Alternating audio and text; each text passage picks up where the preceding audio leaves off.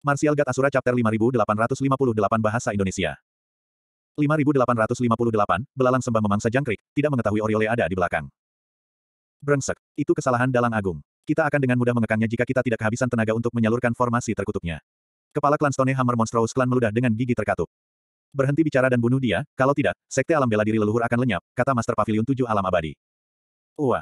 Master Pavilion 7 Alam Abadi tiba-tiba membeku. Belati putih yang ditutupi tanda biru bersinar telah ditusukkan ke dadanya dari belakang. Pertarungan tiba-tiba terhenti. Ternyata ketujuh petarung itu masing-masing memiliki belati putih yang ditancapkan ke dada mereka. Bahkan wanita berbaju putih pun tidak luput dari hal itu, dan dia juga terkejut. Ini bukan ulah mereka. Orang lain telah menyerang mereka. Weng! Sementara kerumunan orang bingung dengan apa yang sedang terjadi, gerbang pembentukan roh terbuka. Seseorang berjubah putih keluar. Dia mengenakan jubah formasi roh yang ditutupi tanda biru yang mirip dengan belati putih. Dialah pelaku yang menyerang mereka. 6 pemimpin klan era kuno ingin mengambil tindakan terhadapnya, tetapi mereka mendapati diri mereka tidak dapat bergerak sama sekali. Ada formasi pengikat di belati itu, kata Master Pavilion 7 Alam Abadi. Pria berjubah putih itu mengalihkan pandangannya ke kota utama Sekte Alam Bela Diri Leluhur dan mulai membangun formasi. Siapa itu? Aku tidak tahu. Bagaimana saya bisa mengenalinya ketika dia tertutup dari ujung kepala sampai ujung kaki? Bagaimanapun, dia harus menjadi spiritualis dunia naga langit. Kalau tidak, dia tidak akan mampu secara bersamaan menekan 7 kultivator tingkat Dewa Surgawi. Penonton lebih mementingkan latar belakang pria berjubah putih itu, apakah dia dari zaman kuno atau zaman sekarang. Tentu saja, mereka berharap yang terakhir ini berasal dari zaman sekarang karena yang berasal dari era kuno terlalu kuat. Selain penguasa Istana 7 Alam Suci, penguasa galaksi yang tersisa di era sekarang masih berada di tingkat dewa sejati tertinggi. Mereka saat ini tertinggal dari klan era kuno. Sebagai seorang kultivator masa kini, hal itu bukanlah sesuatu yang mereka harapkan. Darah tiba-tiba berceceran di mana-mana. Mereka yang masih mengobrol beberapa saat yang lalu meledak berkeping-keping. Mereka yang memilih untuk tetap tinggal dan menonton tontonan itu telah dibunuh. Pria berjubah putih itu menyalurkan gelombang energi yang kuat menuju Sekte Alam Bela Diri Leluhur. Energinya begitu kuat hingga melampaui energi 6 pemimpin klan era kuno dan wanita berjubah putih. Bahkan baunya yang bocor sudah cukup untuk membunuh semua penggarap yang menyaksikan di kejauhan.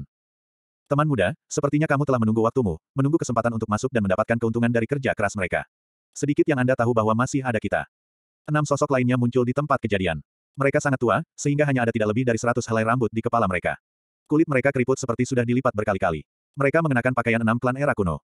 Tuan Tetua Agung. 6 pemimpin klan era kuno terkejut melihat ke 6 tetua, namun kehadiran mereka sangat meyakinkan mereka. Meski merupakan pembangkit tenaga listrik, pada saat ini, mereka tampak seperti sekelompok anak-anak yang orang tuanya datang untuk mendukung mereka. Jelas sekali, mereka tidak tahu kalau para tetua klan mereka juga datang. Hal-hal kuno, aku akan mundur hari ini, tapi ketahuilah bahwa aku akan mengambil kembali apapun yang menjadi milik zaman kita, pria berjubah putih itu berbicara dengan suara serak dan berubah. Gerbang pembentukan roh muncul di depannya, dan dia melangkah ke dalamnya. Mencoba melarikan diri. Tetua Pavilion Abadi 7 Alam mengangkat tangannya dan melepaskan formasi penyegelan yang menutup ruang di sekitarnya, tetapi beberapa saat kemudian, dia mengerutkan kening. Apakah kamu menangkapnya? Tanya kakek tua klan kerajaan Phoenix Darah. Saya tidak melakukannya. Dia memiliki harta teleportasi yang kuat, jawab kakek dari Seven Realms Immortal Pavilion. Tidak masalah. Yang penting adalah kota utama Sekte Alam Bela Diri Leluhur masih ada di sini.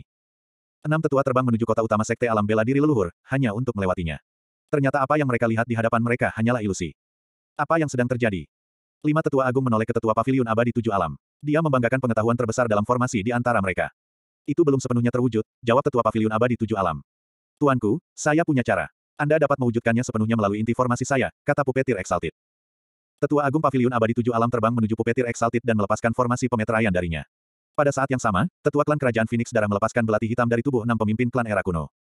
Yang mengejutkan, belati hitam itu berubah menjadi formasi pembantaian dan melepaskan ledakan besar saat ditarik keluar.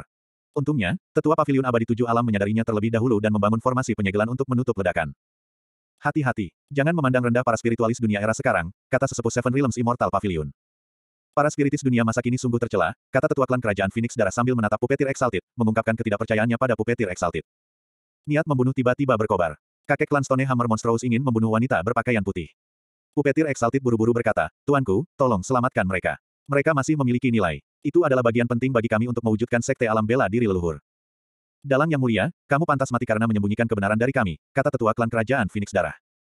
Saya tahu. Itu sebabnya saya menebusnya sekarang, jawab Pupetir Exalted sambil tersenyum. Hentikan omong kosong itu. Cepat dan stabilkan Sekte Alam Bela Diri Leluhur.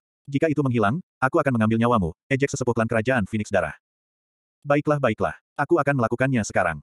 Pupetir Exalted pertama kali membangun formasi besar. Dengan lambaian lengan bajunya, dia mengeluarkan formasi berbentuk bola, yang dengan cepat meluas dan menyelimuti wanita berpakaian putih dan ketua Sekte Bela Diri Naga tersembunyi. Dia melemparkan formasi bola bersama kedua wanita itu ke dalam inti formasi. Dia kemudian melangkah ke dalam inti formasi sendiri dan mulai menyalurkan formasi besar tersebut. Formasi besar itu menyala. Seberkas cahaya melesat keluar dan jatuh di kota utama Sekte Alam Bela Diri Leluhur. Ini menstabilkan kota yang memudar. Namun, wanita dalam gaun putih dan ketua Sekte Bela Diri Naga tersembunyi mengeluarkan erangan kesakitan meski tidak sadarkan diri. Kekuatan hidup mereka tampak semakin menjauh, dan mereka akan segera mati jika terus begini.